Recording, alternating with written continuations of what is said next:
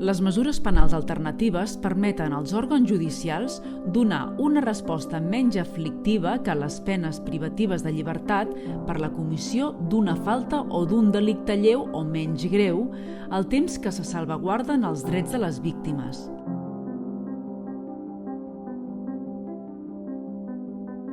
Les mesures penals alternatives combinen l'element retributiu de la pena. L'internament en un centre és substituït per una mesura que en la majoria dels casos consisteix a fer una activitat que comporta un benefici per a la comunitat. Els aspectes relacionats amb la prevenció general i especial de la pena pel fet que s'aborden les causes que motiven el delicte i, per tant, s'orienten a reduir el risc de reincidència. La finalitat educativa i integradora de la pena. La persona infractora pot conciliar el règim penal amb la seva vida familiar i laboral.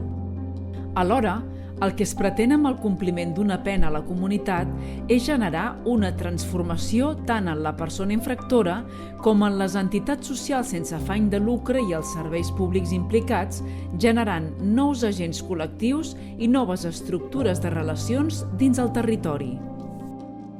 Els diferents tipus de mesures penals són els treballs en benefici a la comunitat, les obligacions de programes formatius, les obligacions de tractament de drogodependències o de salut mental, les mesures de seguretat d'internament, les llibertats vigilades.